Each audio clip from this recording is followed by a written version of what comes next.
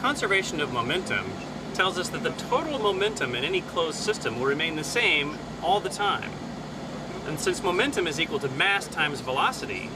even if you have multiple objects going at different speeds that might collide, for example, the total momentum of the system before and after the collision will remain constant. So for example, these two balls, which in this case happen to be of equal mass, whether one of them is moving and causes the other to move,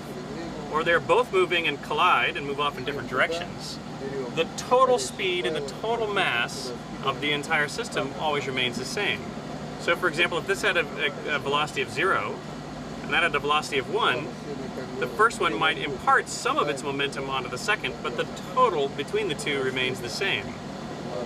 And that remains the same whether one remains still and the other comes to collide with it, or whether they're colliding with each other.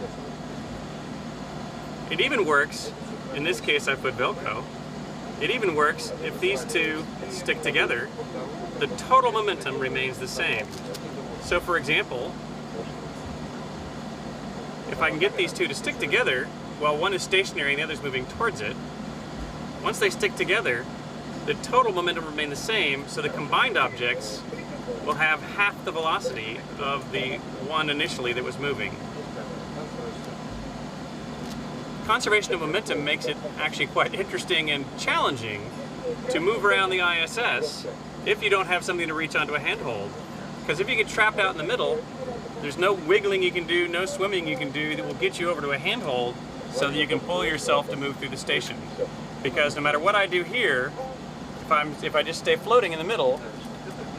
I'm just going to remain here in the middle since the total momentum of the system has to remain constant.